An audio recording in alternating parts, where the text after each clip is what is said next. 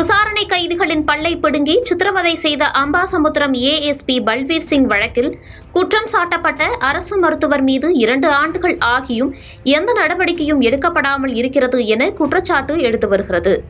மேலும் பல்வீர் சிங் ஐபிஎஸ் வழக்கில் அமுதா ஐஏஎஸ் மீது நீதிமன்ற அவமதிப்பு வழக்கு தொடர்வோம் என மக்கள் கண்காணிப்பக நிர்வாக இயக்குநர் ஹென்றி திபேன் கூறியிருக்கிறார். நெல்லை மாவட்டம் அம்பாசமுத்திரம் சப்டிவிஷனில் ஏஎஸ்பியாக பல்வீர் சிங் பணியாற்றி வந்தார்.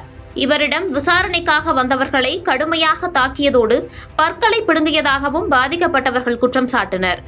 முன்னாள் ஏஎஸ்பி பல்வீர் சிங் சம்பந்தப்பட்ட காவல் சித்திரவதை வழக்கை விசாரிக்க ஆணையம் அமைக்கப்பட்டது.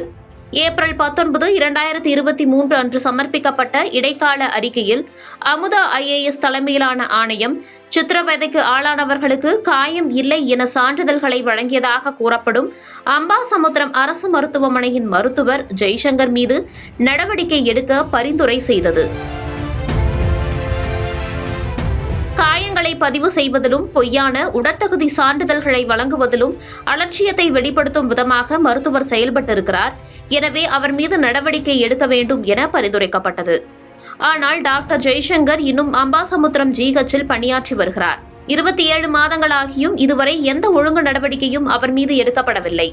இந்நிலையில் நெல்லை மாவட்டம் அம்பாசமுத்திரத்தில் ஏஎஸ்பியாக பணியாற்றி வந்த பல்வீர் சிங் விசாரணைக்காக வந்த இளைஞர்களின் பல்லை பிடுங்கி சித்திரவதை செய்த விவகாரத்தில் இதுவரை எந்த ஒரு நடவடிக்கையும் எடுக்கப்படவில்லை என்பதுடன் பல்வீர் சிங்கை பாதுகாக்க தமிழக அரசு முயற்சித்து வருவதாக மக்கள் கண்காணிப்பக நிர்வாக இயக்குநர் ஹென்றி திபேன் குற்றம் சாட்டியிருக்கிறார்.